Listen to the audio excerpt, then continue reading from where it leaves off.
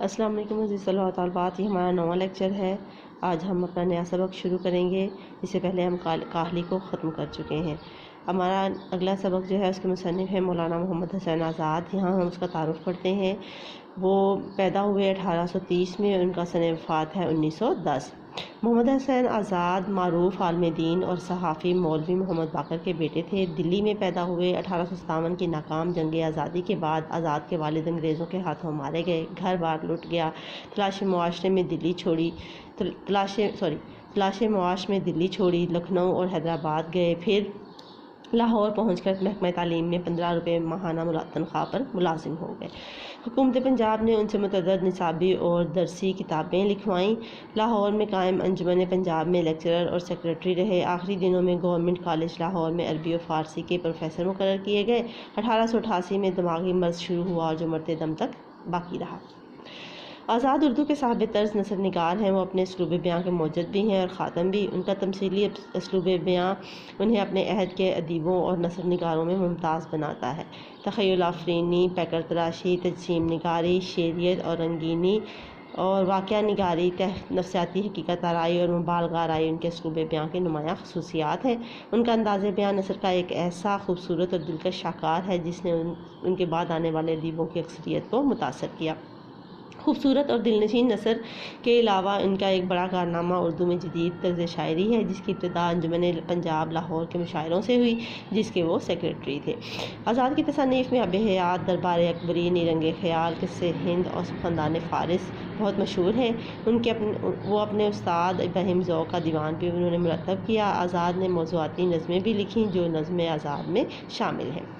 Next کھولیں جی page, اگلے صفحے پر دیکھیں، لکھا ہوا ہے شاعروں کے لطیفے۔ یہ جو شاعروں کے لطیفے ہیں یہ مولانا محمد حسین آزاد کی تصنیف ہے۔ اس میں مختلف شعراء کرام کے جو حصے مزاح ہے اس کو بیان کیا گیا ہے۔ یہاں ہم ان کا اس سبق کا مختصر سا خلاصہ پڑھیں گے۔ پہلا جو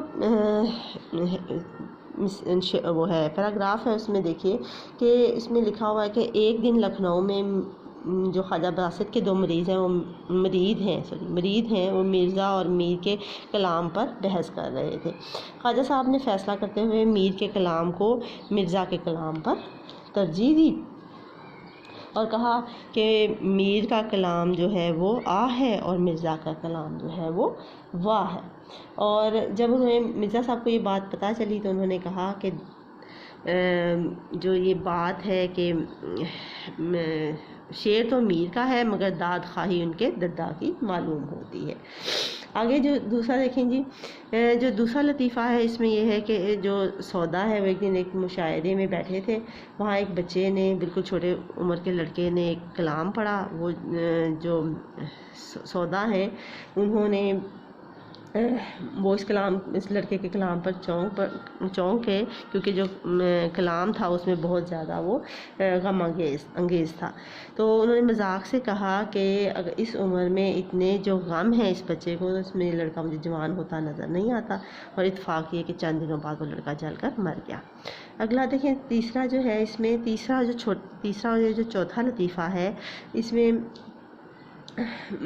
جو پہلا ہے اس میں بیان کیا گیا ہے انشاء اللہ خان اور جو امام ناسخ ہیں ان کی جو بر وقت جو انہوں نے شاعری یا جو باتیں کی ہیں ان کو بیان کیا گیا ہے، اور حاضر دماغی کو کہ پہلے میں دیکھیں کہ انشاءاللہ جو ہے وہ جرت سے ملاقات کے لیے آئے اور دیکھا کہ جرت جو ہے وہ سر جھکا کر گہری سوچ میں ہیں۔ جب وجہ پوچھی تو ان کو پتہ چلا کہ ایک مصرع جو ہے ان کے ذہن میں آیا ہے، دوسرا مصرع سوچ رہے ہیں۔ انشاء نے بہت زیادہ جب اصرار کیا تو جرت نے ان کو مصرع سنا دیا، تو جس کے جواب میں وہ انشاء جو ہے وہ سنتے ہی جرت کے اندھے پن پر انہیں اس کی قافیہ اور ردیف کے لحاظ سے ایک مصرع پڑھ دیا۔ تو یہ مصرع اتنا بہت خوبصورت تھا، جو جرت ہے وہ بہت خوش ہوئے، ہنسنے لگے، لیکن اپنی چھڑی اٹھا کر انشاءاللہ خان کو مارنے کے لیے ان کے پیچھے پیچھے بھاگے۔ دوسرے میں امام بخش جو ناسخ ہیں وہ ان کا بیان کیا گیا ہے کہ وہ ان کا نام میں امام تھا، اور جب تسبیح ہے اس کے نام اس میں بھی ایک امام کا دانہ ہوتا ہے، تو اس کو انہوں نے ظلمانی اس میں الفاظ میں استعمال کیا کہ آپ میرے بغیر جو آپ کا مشاعرہ ہے وہ بالکل ایسے ہی ہے جیسے تسبیح ہے جو ہے وہ بغیر امام کے دانے کی ہوتی ہے۔ اگلے میں دیکھیں جی، خواجہ حیدر علی آتش کے جو ایک وہ تھے مرید یا ان کے جو طالب علم تھے، وہ اکثر بے روزگاری کی شکایت کیا کرتے تھے، اور وہ کہتے تھے کہ میں یہ شہر چھوڑ کر چلا جاؤں گا، لیکن خواجہ صاحب جو ہمیشہ انہیں اللہ پر توکل کرنے کی نصیحت کرتے تھے، ایک دن وہ خواجہ صاحب کے پاس حاضر ہوئے کہ مجھے اجازت دیں، تو خواجہ صاحب نے کہا کہ اگر جب وہاں پہ جاؤ تو وہاں کے خدا کو میرا سلام کہنا۔ وہ حیران ہو گئے، انہوں نے کہا کہ کیا وہاں پہ کوئی اور خدا ہے؟ تو انہوں نے کہا کہ اگر وہاں پہ خدا اور نہیں ہے تو پھر تم روزی کے لیے وہاں کیوں جا رہے ہو؟ اگر وہاں اور یہاں ایک ہی خدا ہے تو وہ تمہیں یہیں پہ روزی دے گا۔ تو اسی بات پہ وہ نے ان پہ ایسا اثر کیا کہ انہوں نے اپنے جانے کا ارادہ چھوڑ دیا۔ لاسٹ والا دیکھیں، اس میں یہ ہے کہ ایک دن